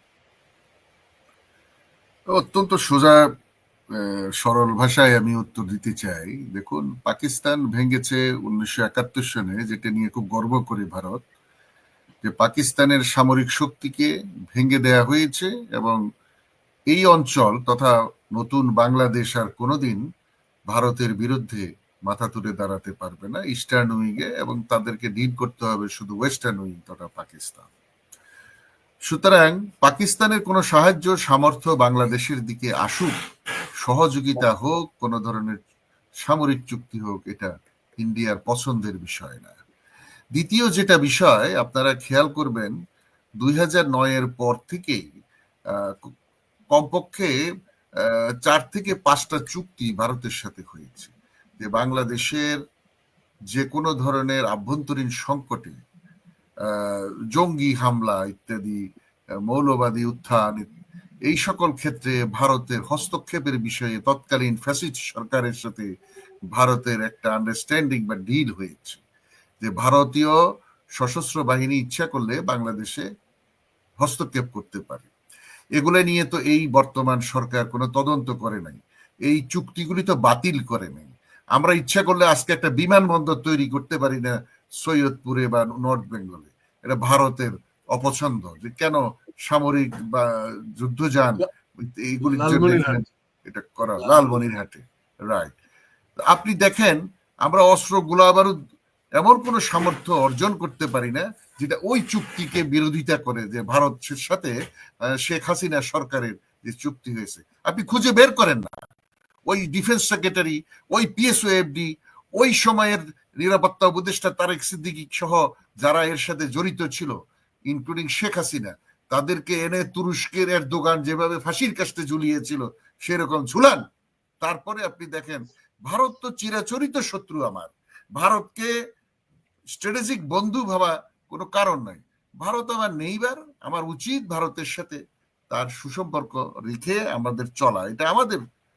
কিন্তু ভারত তো আসলে সেটা চায় না। ভারত চায় না বাংলাদেশের মানুষের সাথে সম্পর্ক রাখতে। ভারতের সম্পর্ক হলো, যে সরকার আসবে সে হ্যাবিচুয়ালি অবিডিয়েন্ট থাকবে ভারতের প্রতি, এবং ভারত তার অর্থনৈতিক, রাজনৈতিক এবং কালচারালি, সর্বশেষ হলো সামরিকভাবে আমাদেরকে সবসময় দমন এবং আমাদের উপর আধিপত্য বিস্তারের জন্য তার মেশিনারিজ, প্রশাসন, সেনাবাহিনী, সরকার ব্যবস্থা সবকিছুতে সে তার আধিপত্য এবং হাত রাখবে। এটার থেকে বাঁচার জন্য উচিত সম্ভব আমাদের শক্তিশালী একটি গণতান্ত্রিক সরকার। আমাদের দরকার national advisory committee for security affairs, এবং আমাদের এই জিনিসগুলা আছে এবং কিন্তু কাগজে পত্রে আছে বোধহয়, কিন্তু অন গ্রাউন্ডে নাই। আপনি এই যে গত 5টা মাস ভারতের থেকে এত ধরনের থ্রেট, এত কিছু শুনলেন, কোনোদিন শুনছেন যে প্রধান উপদেষ্টা বা প্রধানমন্ত্রীর নেতৃত্বে একটা মিটিং হয়েছে, সেখানে উপদেষ্টারা আসছে? আমাদের কি কোনো থিঙ্ক ট্যাঙ্ক আছে? আমাদের কি কোনো সেমিনার হয়? আমি রাজনৈতিক দলের উপরে দায়ী চাপাবো যে ওনারা কি ওনাদের দলের ভিতরে এগুলো নিয়ে আলোচনা করে জাতীয় জনমত গঠনের জন্য চেষ্টা করেন? আন্তর্জাতিক বিশ্বকে কি এগুলো জানানো হয়েছে? হয়নি। আসলে আমরা গণতন্ত্রের সংগ্রামে এত ব্যস্ত ছিলাম যে বিগত 15 বছরে ভারত আমাদের দেশে কি কি করেছে, কি কি অপচুক্তি এবং পরাধীনতার চুক্তি বিগত সরকার ভারতের সাথে করেছে, সেটা খুঁজে বের করা যা সম্ভব নয়। এই আমলাদেরকে ক্ষমতায় রেখে, এই সশস্ত্র বাহিনীর লোকদেরকে রেখে, এই ধরনের ব্যক্তিদেরকে যারা ইতিপূর্বে এগুলোর সাথে জড়িত, এদেরকে রেখে এই সরকারের পক্ষে, এটা তো নির্বাচিত সরকার না রে ভাই, এটা তো বৈপ্লবিক সরকার না, এর পক্ষে কি করে সম্ভব রাষ্ট্রের নিরাপত্তা নিশ্চিত করা? ধন্যবাদ। জনাব চৌধুরী আনসারউদ্দি, সঙ্গে থাকেন। আমি যাচ্ছি এখন আমার একটা সর্বশেষ প্রশ্ন জনাব আব্দুল্লাহ শিকদার এবং ডক্টর নেমল বশিরের কাছে। আমি দুজন থেকে শুনবো। বাংলাদেশের অস্থিরতা কিন্তু আসলে একদিনেই তৈরি হয় নাই। বাংলাদেশ স্বাধীনতার পর থেকেই নানানভাবে ষড়যন্ত্র এবং অস্থিরতা চলছে, নানান সরকারও ক্ষমতা ছিল, এবং 72 একটা সংবিধান ছিল 70 অনুচ্ছেদ সংবিধানের। এই 70 অনুচ্ছেদ দিয়ে নানান আলোচনা সমালোচনা চলছে, এবং বাংলাদেশের প্রধান আইন কর্মকর্তা এই বিষয়টা নিয়ে রিসেন্টলি এই উত্থাপন করছে 70 অনুচ্ছেদ নিয়ে। এই 70 অনুচ্ছেদ যদি বাতিল হয় তাহলে কি হবে, এবং যদি না হয় সেক্ষেত্রে কি হবে? আপনাদের দুজনের কাছ থেকে আমি শুনবো কথা। জনাব আব্দুল্লাহ শিকদার, আপনার কাছ থেকে শুনি। বশির ভাই, নিয়ামুল বশির ভাই, এটা 100% পলিটিক্যাল ব্যাপার। বশির ভাই বলুন। না, 70 অনুচ্ছেদ এক্সপার্ট থাকে সেটা বলতে দেন। বিএনপি যখন 2023 সালের অক্টোবরে যে আমরা যখন 31 দফাটা রেডি করি, তখন কিন্তু ওই 31 দফার যেই আমাদের সংস্কারের যে প্রস্তাব, সেখানে কিন্তু 70 অনুচ্ছেদটা থাকবে না। এটা অলরেডি ডিসাইডেড। 70 অনুচ্ছেদটা থাকলে যেটা হয় সেটা হচ্ছে যে আমাদের সংবিধানের প্রথম কথাটা কি, যে জনগণ সকল ক্ষমতার উৎস বা দেশের মালিক, কিন্তু তবে এটা সরকারের মধ্য দিয়ে এটা প্রতিফলিত হবে। কিন্তু আসলে জনগণ রাষ্ট্রের মালিক, এটার মধ্যে তবে কিন্তু দেওয়া যাবে না, ওই জিনিস উঠে ফেলতে হবে সংবিধান থেকে। দ্বিতীয় হচ্ছে 70 অনুচ্ছেদের যেটা মূল ক্ষতি, সেটা হচ্ছে যে জনগণের দ্বারা সরাসরি নির্বাচিত একজন এমপি, সংসদ সদস্য, সে দলের বিরুদ্ধে ভোট দিতে পারবে না। তাহলে কি দল বড় না দেশ বড়? সে নির্বাচিত করেছে কিন্তু জনগণ তাকে দেশের পক্ষে কথা বলার জন্য, সংবিধানকে সমুন্নত রাখার জন্য, সংবিধানকে রাষ্ট্রের প্রয়োজনে, জনগণের প্রয়োজনে সংবিধানের নতুন নতুন আইন তৈরি করা। এবং সে যদি দলের বিপক্ষে চলে যায়, রাষ্ট্রের বিপক্ষে গেলে সমস্যা নাই, দলের বিপক্ষে গেলে তার এমপিশিপ নাই। সুতরাং এটা একটা ডিসক্রিমিনেশন। এবং এটা তারেক জিয়ার নেতৃত্বে যে কমিশন ছিল, মানে আলোচনার জন্য হয়েছিল, আমি সেটা সদস্য ছিলাম, এবং এটা বিএনপি জোট যদি নির্বাচিত হয়ে আসে, এই 70 অনুচ্ছেদ সংবিধান থেকে বিলুপ্ত করা হবে, এবং এতে গণতন্ত্রের যে চর্চা এটা আরো ওয়াইডলি হবে। সংসদ সদস্যরা হচ্ছে সমগ্র দেশের আয়না, তারা সংসদে বসবে, তারা তাদের দলের বিপক্ষেও কোনো খারাপ অ্যামেন্ডমেন্ট যদি আসে তার বিপক্ষে ভোট দিতে পারবে, তারা রেফার করতে পারবে যে কোনো চুক্তি কোনো অবস্থাতেই ভোট ছাড়া করা যাবে না বিদেশি রাষ্ট্রের সাথে। গোপন চুক্তি বলতে কিছু নাই। আপনি আপনি আমার শিক্ষক, আমাকে পড়াবেন, আমি যদি না জানি কেন আমাকে পড়াবেন? তাহলে আপনি কিসের শিক্ষক? কেন আপনাকে আমার দরকার? জনগণকে হাত পা বেঁধে আপনি গোপন রেখে চুক্তি করবেন, সংবিধানে এ ক্ষমতা একেবারে অ্যাবলিশ করে দিতে হবে, কোনো কথা নাই। এগুলো সংস্কার করেন। ইউনুস তো ভদ্রলোক মানুষ, কিন্তু ওনার তো মেরুদণ্ড নাই, ওনার সরকারের কোনো মেরুদণ্ড নাই, ওনার কোনো স্পাইনাল কর্ড আছে? ওনার সমস্ত ক্যাবিনেট এগুলো সব আর বের করে স্টেক হোল্ডারদের সাথে বসে, যারা আমরা রাজপথে তখন আন্দোলন করছি, মাত্র 38টা দল ছিল, নিবন্ধিত অনিবন্ধিত সবকিছু মিলে।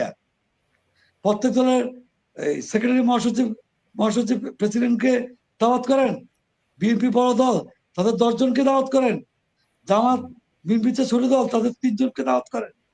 দাওয়াত করার পরে সকালবেলা শুরু করেন 10টায়, যতক্ষণ না হবে, 1 দিন লাগুক, 2 দিন লাগুক, 3 দিন লাগুক, লাইভ মিডিয়া চলবে।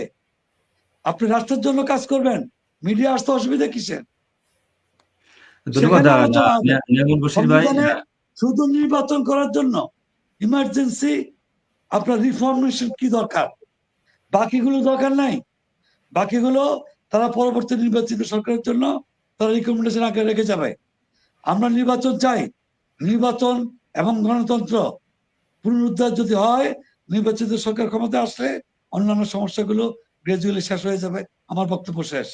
হ্যাঁ, ধন্যবাদ ডক্টর নিয়ামত বশির। আসলে 17 অনুচ্ছেদ নিয়ে তিনি রাজনীতিবিদ, তিনি রাজনীতির কথা বলেছেন। প্রিয় দর্শক, আপনাদের কাছ থেকে আমরা এতক্ষণ দীর্ঘ আলোচনায় আমরা শুনেছি। আমাদের সঙ্গে ছিলেন বিএনপি ভাইস চেয়ারম্যান জনাব শামসুজ্জামান দুদু এবং বিএনপি চেয়ারপারসনের উপদেষ্টা কবি আব্দুল্লাহ শিকদার। আমাদের সঙ্গে আছেন doctor Chowdhury Hasan Sohrawardy, lieutenant colonel অবসরপ্রাপ্ত বীর বিক্রম, এবং এলডিপির LDP presidium member doctor Niamul Bashir আমাদের সঙ্গে ছিলেন। দীর্ঘ আলোচনায় আজকে প্রিয় দর্শকরা অবশ্যই গুরুত্বপূর্ণ আলোচনাতে গুরুত্বপূর্ণ কিছু শুনেছেন এবং জেনেছেন। আজকে আমাদের সঙ্গে এই এতক্ষণ সময় দেওয়ার জন্য আমাদের অতিথিদেরকে দ্য অরোরা টাইমসের পক্ষ থেকে আমি ধন্যবাদ জানাচ্ছি এবং আমাদের সঙ্গে থাকার জন্য আমার দর্শকদেরকে ধন্যবাদ জানাচ্ছি। সে ভালো থাকুন, সুস্থ থাকুন এবং দেখা হবে আগামীর পর্বে। ধন্যবাদ। ধন্যবাদ। আসসালামু আলাইকুম।